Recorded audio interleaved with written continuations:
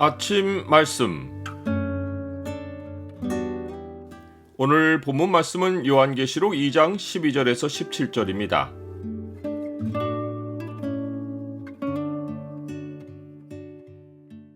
다른 복음을 전하면 영원한 멸망을 당한다.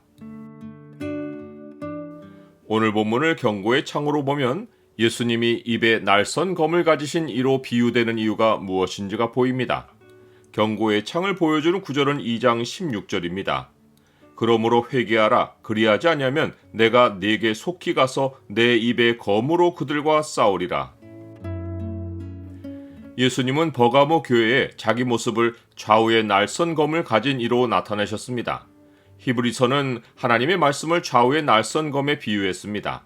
예수님은 이 모습을 통해 버가모 교회가 진리와 관계된 문제를 가지고 있음을 암시하셨습니다. 그 문제는 두 가지인데 하나는 발람의 교훈을 지키는 자들이 있는 것이고 다른 하나는 니골라당의 교훈을 지키는 자들이 있는 것입니다. 발람은 여호와의 계시를 직접 받는 선지자였고 니골라는 교회사에 처음 세워진 7집사 가운데 하나였습니다. 발람의 뜻은 백성의 파괴자이며 니골라는 백성의 정복자입니다.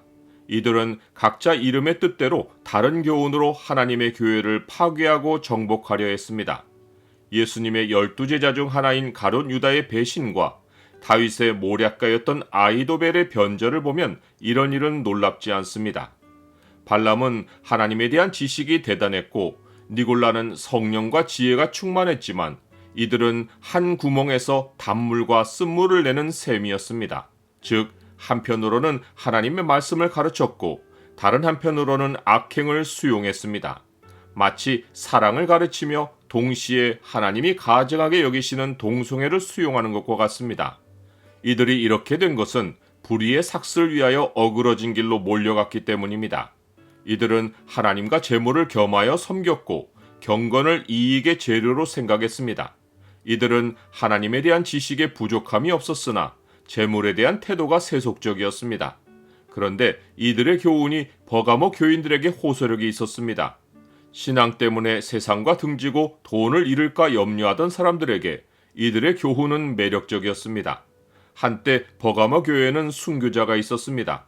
예수 그리스도의 이름을 굳게 잡아 충성되게 진리를 증언한 안디바가 사탄의 통치를 따르는 세상 사람의 비판을 받고 죽었습니다. 그때 버가모 교인들은 믿음을 저버리지 않았습니다.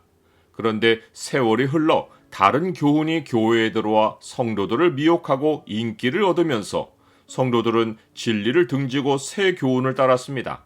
이 교훈이 이교의 습관과 정욕을 쫓게 했지만 그들은 순순히 따랐습니다.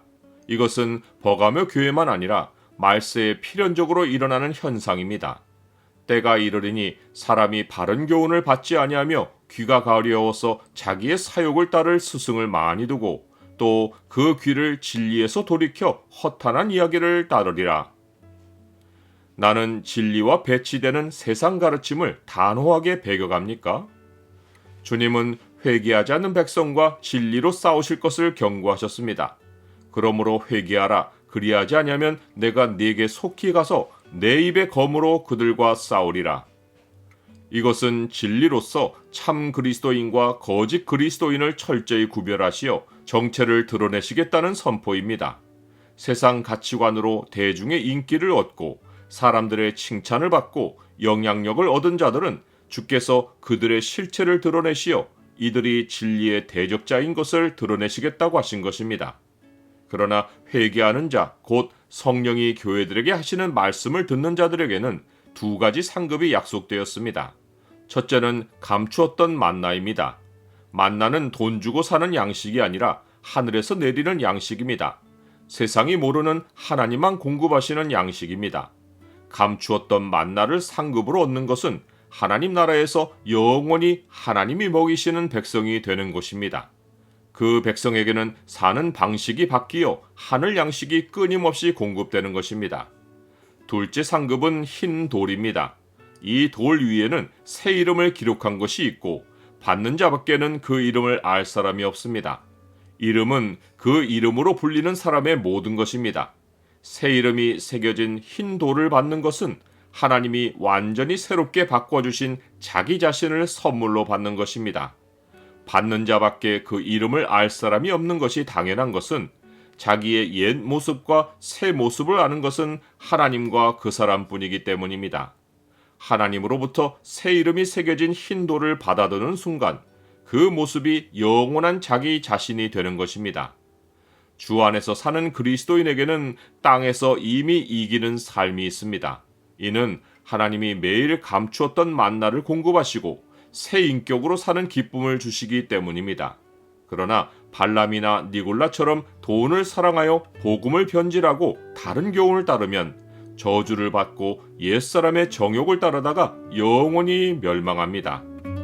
그러나 우리나 혹은 하늘로부터 온 천사라도 우리가 너희에게 전한 복음 외에 다른 복음을 전하면 저주를 받을지어다.